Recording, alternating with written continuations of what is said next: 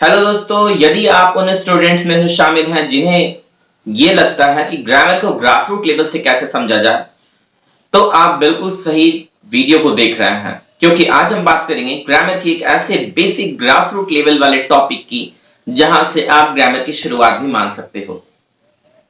दोस्तों, आज हम बात करेंगे सेंटेंस और सेंटेंस टाइप की। किस तरह से सेंटेंस टाइप को रिकॉग्नाइज करें। क्लास 10th यूपी बोर्ड में ये एक इंपॉर्टेंट टॉपिक है, जिससे कम से कम 2 से 3 नंबर के एक क्वेश्चन आपको बोर्ड एग्जाम्स में पूछे जाते हैं। क्लास 9 के स्टूडेंट्स के लिए भी ये बिल्कुल अप्रोप्रिएट टॉपिक है, क्योंकि यहां से उनके ग्रामर की शुरुआत भी होती है। मैं हूं शिशिर और आप देख रहे हैं इंग्लिश पे। दोस्तों, इस वीडियो के लास्ट तक जरूर बने रहिएगा, क्योंकि इस वीडियो के एंड में सेल्फ असेसमेंट टेस्ट के लिए आपको दूंगा मैं कुछ क्वेश्चंस, जिसे करके अटेम्प्ट आप समझ सकेंगे आपकी अंडरस्टैंडिंग कॉन्सेप्ट पे कितनी अच्छी हुई। तो चलिए दोस्तों, बिना डिले किए वीडियो और कॉन्सेप्ट को शुरू करते हैं। Sentence is a group of word with complete meaning. शब्दों का वो समूह जो अपनी पूर्ण अर्थ को हमारे सामने एक्सप्रेस करता हो, सेंटेंस कहलाता है। अब दोस्तों, बातचीत है कि कितने टाइप्स ऑफ सेंटेंस हैं, वाक्य के कितने प्रकार हैं। तो मॉडर्न ग्रामर के अकॉर्डिंगली दोस्तों 4 हैं, बट अगर क्लासिक ग्रामर के अकॉर्डिंग देखा जाए तो there are 5 type of sentences. और चूंकि आप यूपी बोर्ड के स्टूडेंट को भी लेकर चलना है, तो इसलिए मैं इन 5 टाइप ऑफ सेंटेंस के बारे में आपके साथ बातचीत करने वाला हूं। तो पहला टाइप ऑफ सेंटेंस है दोस्तों असर्टिव, जिसका मतलब होता है ऐसे स्टेटमेंट जो या तो अफर्मेटिव होते हैं या नेगेटिव। अब अफर्मेटिव क्या? अफर्मेटिव का अर्थ होता है दोस्तों ऐसे वाक्य जो स्वीकारोक्ति या हां में अपनी बातें कहते हो। जैसे मैं दिल्ली जाऊंगा, मैं अमेरिका घूमूंगा। और नेगेटिव यानी जिसमें ना की बात हो, मैं दिल्ली नहीं जाऊंगा, मैं अमेरिका नहीं घूमने जाऊंगा। तो ऐसे स्टेटमेंट आपको अफर्मेटिव और नेगेटिव कहलाए जाते हैं, और इन्हें हम रखते हैं असर्टिव सेंटेंस के अंडर में। I'll go to Delhi, I won't go to America, they will come to meet me, she'll write a letter। ये सारे अफर्मेटिव असर्टिव स्टेटमेंट के अंडर में आ रहे हैं। अब दोस्तों बात करते हैं सेकेंड टाइप ऑफ सेंटेंस की। सेकेंड टाइप ऑफ सेंटेंस जो है दोस्तों, वो है आपका इंटरोगेटिव। और इंटरोगेटिव का अर्थ होता है प्रश्नवाचक। ये 2 तरह से बनते हैं दोस्तों। पहला तरीका होता है जहां पर किसी हेल्पिंग वर्ब की हेल्प से हम स्टेटमेंट को फ्रेम करते हैं। अब ये हेल्पिंग वर्ब क्या? जो इज, एम, आर, वाज, वर आप पढ़ते हो, जानते हो, वही हेल्पिंग वर्ब है दोस्तों। इस बारे में आगे चलकर एक टॉपिक पे अच्छे से डिटेल्ड वीडियो आपको मैं दे दूंगा, बट हाल फिलहाल के लिए आप इसको इस तरह से समझ लीजिए, is, am, are, was, were, has been, has, have, जो कुछ भी आप पढ़ते हो, हैड, ये सारे हेल्पिंग वर्ब की कैटेगरी में आते हैं। तो दोस्तों इंटरोगेटिव 2 तरीके से बनते हैं। एक जिसमें हेल्पिंग वर्ब के साथ स्टेटमेंट की शुरुआत होती है। For example, are you watching this video carefully? Are you taking down notes? क्या आप इस वीडियो को ध्यान से देख रहे हो? क्या आप अपने नोट्स लिख रहे हो? ये हो गया तरीका इंटरोगेटिव को शुरुआत करने का with the help of helping verb. Helping verb की मदद से इंटरोगेटिव की शुरुआत। दूसरा तरीका होता है दोस्तों जहां क्वेश्चन वर्ड हेल्पिंग वर्ब से पहले लग जाते हैं। For example, how are you watching this video? आप इस वीडियो को कैसे देख रहे हो? आई मीन मोबाइल से देख रहे हो, स्मार्टफोन से देख रहे हो, या फिर अपने लैपटॉप से देख रहे हो? कैसे देख रहे हो? ठीक है। अब देखिए, मैं यहाँ पे थोड़ा सा मिक्स करना चाहूंगा 3 चीजों को। शी राइट्स अ लेटर कैसा स्टेटमेंट है? असर्टिव है या इंट्रोगेटिव है? ये बताइए। शी राइट्स अ लेटर, वो एक चिट्ठी लिखती है, असर्टिव है, पता है आपको। असर्टिव में भी पर्टिकुलरली अफर्मेटिव है, ये भी आपको पता है। Very nice. अब इसका इंट्रोगेटिव बनाना हो, does she write a letter? क्या वो चिट्ठी लिखती है? तो ये हेल्पिंग वर्ब डज लगा दिया, does she write a letter. और क्वेश्चन वर्ड के साथ हो वाई क्यों लिखती है, तो why does she write a letter. तो इस तरह से आप देख रहे हो कि इंटरोगेटिव बनाने में क्या करते हैं हम, दो तरीके होते हैं, एक होता है हेल्पिंग वर्ब के थ्रू और एक होता है क्वेश्चन वर्ड को हेल्पिंग वर्ब के पहले लगा दो। This is how interrogatives are formed in English language.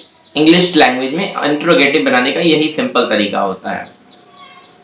बात करते हैं third kind of sentence, third type of sentence.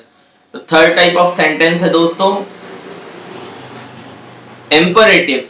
और इंपरेटिव में क्या होता है दोस्तों, तीन तरह की एक्सप्रेशन, तीन तरह की सेंस इंपरेटिव सेंटेंसेस में होती है। क्या क्या होती है? इंपरेटिव में आपको रिक्वेस्ट की सेंस समझ में आएगी, अगर किसी वाक्य से रिक्वेस्ट का बोध हो रहा हो, या कमांड ऑर्डर का बोध हो रहा हो, या सजेशन सलाह का बोध हो रहा हो, तो आप कह सकते हो कि दी गई स्टेटमेंट इंपरेटिव कैटेगरी में है। For example, please help me, सुना तो होगा आपने, प्लीज मेरी मदद करो। इसमें कैसा बोध है? रिक्वेस्ट का। तो इसे आप कह सकते हो ये जो स्टेटमेंट है किस तरह का है, असर्टिव है, इंट्रोगेटिव है या इंपरेटिव? क्या कहोगे आप? इंपरेटिव है। और बोर्ड एग्जाम्स में आपसे यही पूछा भी जाएगा कि आप वाक्यों को पहचान सके किस तरह के वाक्य हैं, या फिर दिए गए वाक्य को किसी एक पर्टिकुलर टाइप ऑफ सेंटेंस में फ्रेम कर दें। तो आपको वो भी मैं सिखाऊंगा। अब बात करते हैं दोस्तों रिक्वेस्ट के अलावा ऑर्डर के स्टेटमेंट कैसे होते हैं। For example, bring a cup of coffee for me, मेरे लिए एक कप कॉफी लेकर आओ। आप होटल में गए, आपने कहा मेरे लिए एक कप कॉफी लेकर आओ, मेरे लिए कप चाय लेकर आओ। Please bring a cup of T, अगर आप ये बोलते हो तो यहां पर रिक्वेस्ट हो गया। अगर आप बोलते हो bring a cup of T for me, ये एक ऑर्डर हो गया। पर वेदर इट्स अ रिक्वेस्ट और it's an order, both comes under imperative sentence. चाहे ये रिक्वेस्ट हो या आपका ऑर्डर हो, दोनों ही इंपेरेटिव में आते हैं। बट तीसरा भी तो एक एक्सप्रेशन बचता है ना। तीसरा कौन सा एक्सप्रेशन? ऑर्डर, रिक्वेस्ट, और तीसरा है सजेशन, यानी कि सलाह की बात। अच्छा दोस्तों, जब भी सलाह की बात करते हैं तो शुड का इस्तेमाल करते हैं। एक मॉडल ऑक्सिलरी होता है SHOULD, शुड का इस्तेमाल करते हैं। जब आप किसी को एडवाइस दे रहे होते हो, किसी को सलाह दे रहे होते हो ना, तो इंग्लिश में आप शुड का यूज करते हो। फॉर एग्जाम्पल, तुम्हें स्टडी करनी चाहिए, यू शुड स्टडी। आपको वॉक के लिए निकलना चाहिए, you should go for walk. आपको अब सोना चाहिए, यू शुड स्लीप नाउ। आपको अब मेरी वीडियो केयरफुली देखनी चाहिए, you should watch my videos carefully. तो इस तरह से शुड का इस्तेमाल होता है सलाह देने के लिए।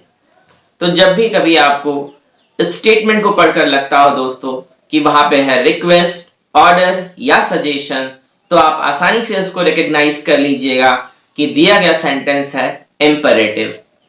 अब बात करते हैं हम दोस्तों चौथे टाइप ऑफ सेंटेंस की, विच इज एक्सक्लेमेटरी। इसको हिंदी में बोलते हैं दोस्तों विस्मयादि बोधक। और ऐसे वाक्यों में क्या होता है कि विस्मय का बोध होता है, यानी कि strong emotions are blurted out. आपके द्वारा सेंस की गई, फील की गई स्ट्रॉन्ग इमोशंस को all of sudden blurt out का अर्थ होता है दोस्तों बिना किसी सोचे समझे बोल उठना। आप अचानक से बोल उठते हो। फॉर एग्जाम्पल, सपोज करो आप गिरते हो, तो एक हिंदी में कॉमन एक्सप्रेशन अरे बाप रे। अब इसको सोचना पड़ता है क्या? Do you contemplate over the whole issue कि अरे मैं ग्रेविटी की वजह से गिर गया और गिरने के बाद मुझे चोट लगी, तो मुझे थोड़ा सा बोलना पड़ेगा अरे बाप रे। इतना सोचकर आप बोलते हो? It doesn't happen like that. ऐसा तो नहीं होता ना। आप अचानक से यू ब्लर्ट आउट, आप अचानक से बोल उठते हो अरे बाप रे। ठीक है। सिमिलरली, जब आपका कोई बहुत पुराना दोस्त, कोई बहुत पुराना अभिन्न मित्र, आपका बॉजम फ्रेंड आपसे मिल जाता है सालों बाद, आप खुशी में कहते हो अरे वाह, इतने सालों बाद।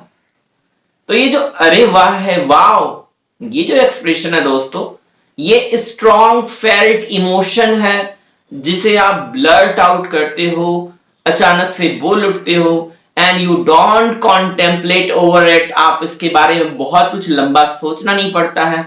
तो ऐसे एक्सप्रेशन जब आपको स्टेटमेंट्स में दिखें तो आप कहते हो दिया गया स्टेटमेंट है एक्सक्लेमेटरी यानी कि विस्मयादि बोधक वाक्य, और इसके कुछ वर्ड्स हैं ओह, वाओ, हेल, ओके, ब्रेवो। ये सारे स्टेटमेंट्स में आपको एक्सप्रेशन दिख जाएंगे जो कि बताएंगे दिया गया है स्टेटमेंट एक्सक्लेमेटरी में। अब बात करते हैं दोस्तों पांचवें स्टेटमेंट टाइप के बारे में, जो तो यूं कहूं कि ऑब्सोलीट हो चुका है, यानी कि अब आउट ऑफ फैशन हो चुका है तो कहना गलत ना होगा, क्योंकि दोस्तों अब ऑपरेटिव को भी इंपेरेटिव के कैटेगरी में ही रिकॉग्नाइज किया जाता है। फिर भी जो बच्चे यूपी बोर्ड से संबंधित हैं उन्हें कहीं ना कहीं ऑपरेटिव को अच्छे से समझना चाहिए, और अगर आप आउट ऑफ यूपी बोर्ड भी हो फिर भी यदि आप ट्रेडिशनल और क्लासिक स्टाइल ऑफ ग्रामर समझना चाहते हो तो इसे समझना बुरा नहीं कहूंगा। ऑपरेटिव स्टेटमेंट में दोस्तों ऐसे सभी वाक्य आते हैं जिसमें आपको आशीर्वाद का यानी कि ब्लेसिंग्स, श्राप का यानी कि कर्स, या फिर ग्रीटिंग्स का यानी कि आपको सुप्रभात, शुभ संध्या जो आप बोलते हो उसका एक्सप्रेशन हो, ठीक है। तो ऐसे सभी एक्सप्रेशन वाले स्टेटमेंट इस कैटेगरी में आते हैं जिसे हम बोलते हैं operative statement. For example, may you leave long, may God bless you, may be prosperous. तो इन सभी तरह के वाक्यों को आप कह सकते हो, ये सारे के सारे वाक्य पढ़ते हैं ऑपरेटिव की कैटेगरी में। अब दोस्तों यहां इस वीडियो को क्लोज करने से भी पहले मैं आपको बताना चाहूंगा कि इस वीडियो के एंड में जैसा कि मैंने प्रॉमिस किया था, एक छोटा सा टेस्ट है आपको, जिसे सेल्फ असेसमेंट टेस्ट कहता हूं मैं, यानी कि आपको खुद अपनी परीक्षा लेनी है, खुद अपने आप को अंक देने हैं। हर प्रश्न के तुरंत बाद में उत्तर सामने प्रेजेंट कर दूंगा, आपको वीडियो पॉज करके क्वेश्चन को देखना है और फिर आंसर देना है। पेपर पैटर्न में सिर्फ इतनी सी बात है दोस्तों कि आपसे मैं जानना चाहूंगा कि आप दिए गए स्टेटमेंट को रिकॉग्नाइज कर पा रहे हो या नहीं, यानी कि ये कैसा स्टेटमेंट है, असर्टिव है, इंट्रोगेटिव है, इंपेरेटिव है, एक्सक्लेमेटरी है या ऑपरेटिव है। इन वाक्यों को आपको देखकर परख करके इसका आंसर लिखना है और हर एक सही आंसर पे खुद को 2 मार्क्स देने हैं।